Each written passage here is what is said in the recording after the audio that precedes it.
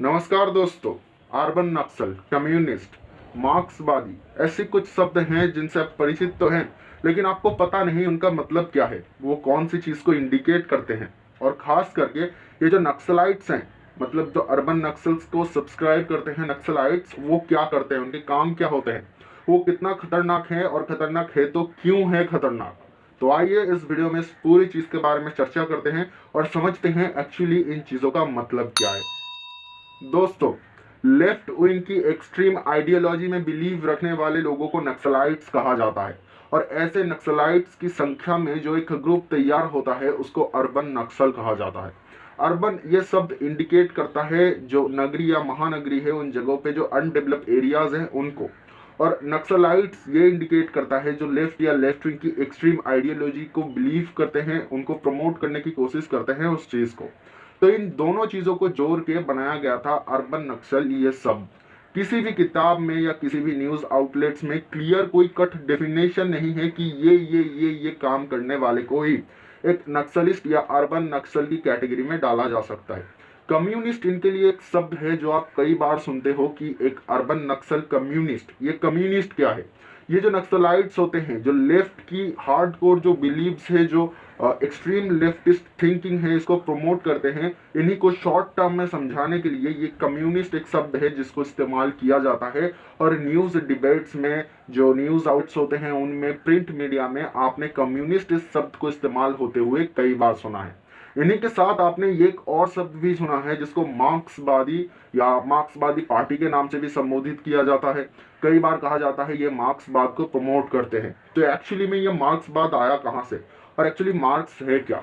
देखिए, ये शब्द आया है कार्ल मार्क्स से। ये माना जाता है कि कार्ल मार्क्स लेफ्ट विंग पे वो आस्था रखते थे और उसी चीज को स्वीकार भी करते थे। तो इसीलिए उन्हीं के नाम का एक छोटा सा अंश लिया जाता है और जिसको मार्क्सवाद के नाम से आपको बोला जाता है। और इसी जो पूरा चीज है, जो लेफ्ट विंग में बिलीव्स है, उन्हीं को समझाने के लिए मार्क्सवाद को भी इस्तेमाल किया जाता है।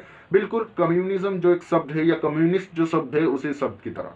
अब आपको समझना होगा कि कार्ल मार्क्स जिस समय पे लेफ्टिस्टों को सपोर्ट करते थे, वो एक ऐसा समय था जब सिर्फ और सिर्फ राजतंत्र यानी राजा का शासन हुआ करता था, एक अधिकार था, यानी सिर्फ एक इंसान के इशारों पे सब कुछ होता था। वैसे एक समय पे ना तो फ्रीडम ऑफ स्पीच की बात किया जा सकता था, ना ही कुछ और। तो एक ऐसा सभ्यता जहाँ पे कोई कुछ कर ही नहीं सकता, बस सिकड़ा हुआ है लोग। वहां पे लोगों को आज़ादी चाहिए थी, अभिव्यक्ति की आज़ादी चाहिए थी, बोलने की आज़ादी चाहिए थी, हर एक चीज़ की आज़ादी चाहिए थी। वैसे एक सिनेरियो में खड़े होकर अगर आप भी देखोगे तो लेफ्टिस्ट की जो कुछ आइडियोलॉजीज है, जो कुछ विचारधाराएं हैं, वो सच में आपको अच्छा लगेगा। तो वैसे में उन्हीं चीज़ों को सपोर्ट करते हुए कार्ल मार्क्स ने लेफ्टिस्टों को सपोर्ट किया था, या लेफ्ट की जो आइडियोलॉजी है उसको सपोर्ट किया था। अब यहाँ पे एक प्रश्न निकल के आता है, इंडिया में जो नक्सलाइट्स है एक्चुअली में उनका डिमांड क्या है, वो क्या चाहते हैं? इंडिया में जो नक्सलिस्ट है वो चाहते हैं एक पूरा का पूरा नया सिस्टम, एक पूरी की पूरी मेजर रिफॉर्म्स जहाँ पे हर एक चीज को बदल दिया जाए, और उन्हीं के साथ साथ जो सरकार है उसको भी बदल देना। सुन के बहुत लोगों को ऐसा संतुष्टि फील हो रही है अंदर से कि भाई ये जो सिस्टम है ये चेंज हो जाएगा, मतलब करप्शन दूर हो जाएगा, सारी गलत जो चीजें हैं वो हट जाएगा। जी ऐसा नहीं है। आपको सिस्टम की रिफॉर्म से ये समझना होगा कि आपकी जो फ्रीडम ऑफ स्पीच है उसको छीन लिया जाएगा, क्योंकि एक्सट्रीम लेफ्टिस्ट जो आइडियोलॉजी है वो हम देख सकते हैं चाइना में, जहाँ पे बहुत सारी फ्रीडम आपसे छीन लिया गया है, जिसको माओवी भी कहते हैं, क्योंकि ये एक चाइनीज इंसान है जिसके नाम से इस आइडियोलॉजी को भी समझाया जाता है। तो इसको मावी या मावी कहते हैं। आई थिंक मैं सही से प्रोनाउंस नहीं कर पा रहा हूँ, तो उसके लिए माफ़ कीजिएगा। तो उसी के साथ साथ जो मार्केट है, देश की मार्केट, उसको क्लोज कर दिया जाता है और अंतर्राष्ट्रीय जो बाजार है उसके लिए खुला नहीं रखा जाता। ये बिलीव करते हैं जिनके पास पैसा है उनसे पैसा लेके गरीबों में बांट दो। सुनने में प्रपोजल काफी अच्छा लगता है कि उनसे पैसा लो जिनके पास ढेरों है और उनमें दे दो जिनके पास पैसा नहीं है, लेकिन एक्चुअली में ये स्वीट प्रपोजल नहीं है, क्योंकि देश के जो बिजनेसमैन हैं वही जॉब्स क्रिएट करते हैं और जिससे धीरे धीरे लोग पॉवर्टी से ऊपर उठते हैं अपनी क्षमता से। लेकिन लेफ्टिस्ट जो होते हैं वो बिलीव रखते हैं कि हर एक चीज में सरकार का कंट्रोल होना चाहिए, और ऐसा अगर होता है तो देश में नया जॉब्स क्रिएट नहीं होगा, बिजनेसेस बंद होने लगेंगे और ओवरऑल देश एक गलत स्थिति में चला जाएगा।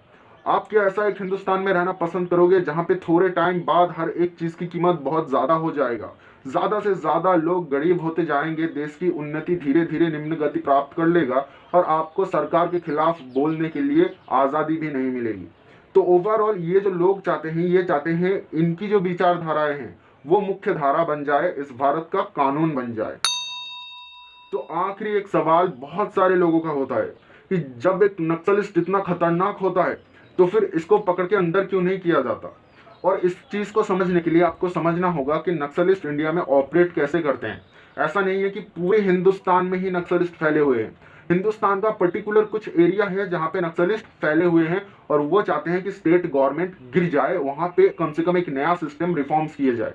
और इसके लिए वो लोग क्या करते हैं, वो इलाका चुन लेते हैं जहां पे लोग संतुष्ट नहीं है सरकार से, क्योंकि इतना बड़ा देश है और सरकार सभी को खुश नहीं कर सकता, क्योंकि सभी को चाहिए अपने जीवन में सुख, खुशी, शांति, जो कि पैसे से आता है। अब सरकार क्या हर किसी को पैसा बांटता फिर या हर किसी की मुसीबत में सहायता कर सकता है? नहीं कर सकता।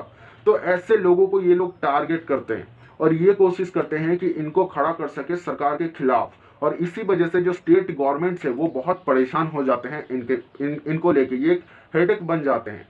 तो इन चीज़ों से निपटना इतना मुश्किल क्यों होता है? क्योंकि हमारा देश भारत एक डेमोक्रेटिक कंट्री है।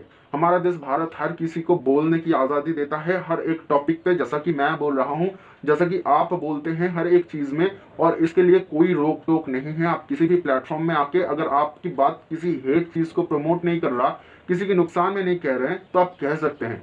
तो वो लोग भी इसी चीज़ को दिखाते हैं। कई केसेस सामने ऐसे आए हैं जब किसी को नक्सलाइट्स ये सोचते हुए अरेस्ट भी किया गया है, तो ह्यूमन राइट जो एक्टिविस्ट होते हैं वो सामने आ जाते हैं इनकी प्रोटेक्शन के लिए। क्योंकि एक इंसान को ये समझा पाना ऐसे सिनारियों में बहुत आसान हो जाता है कि हिंदुस्तान एक डेमोक्रेटिक कंट्री है और यहाँ पे हर एक व्यक्ति अपने दिल में जो बातें हैं सरकार के खिलाफ उसको बोल सकते हैं।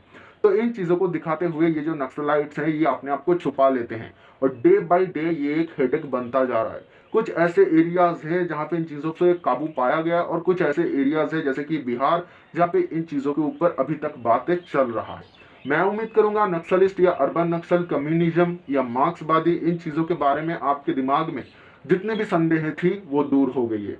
अब आखिरी एक रेफरेंस देते हुए हम आपको चले जाते हैं। इंडिया में एक ऐसा पार्टी है जो माओ को सपोर्ट करते हैं, माओ की आइडियोलॉजी को सपोर्ट करते हैं, उन चीज़ों को सपोर्ट करते हैं इसको प्रॉपर एक अर्बन नक्सलिस्ट कम्युनिटी कह दिया गया है और उसकी कई सारी चीज़ों को बैन कर दिया गया है।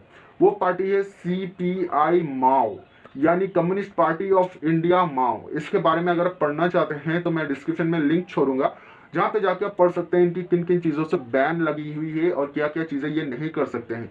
कहा जाता है कि ये जो हमारी संविधान की नीति है उसके खिलाफ जाके बहुत सारी कार्य करते थे, जिसकी वजह से इन पे ये बैन लगाई गई है। दोस्तों आज के लिए इतना ही। मैंने एक फेसबुक पेज क्रिएट किया है, ऐसा इसलिए ज़रूरी हुआ क्योंकि काफ़ी सारी चीज़ें हैं जो मैं यूट्यूब पे अपलोड नहीं कर सकता, जो मैं फेसबुक पेज पे कर सकता हूँ। जैसे कि मीम्स या किसी को ट्रिब्यूट देते हुए अगर कोई वीडियो बनाता हूँ तो वो आप चाहे तो उस फेसबुक पेज को विजिट कीजिए, कुछ अच्छा कुछ न्यू आपको देखने के लिए मिलेगा। आज के लिए इतना ही। हम मिलेंगे दोबारा, बहुत सारी वीडियोस है, आई बटन पे क्लिक करके आप देख सकते हैं, डिस्क्रिप्शन को चेक कर सकते हैं कुछ भी रैंडम देखने के लिए।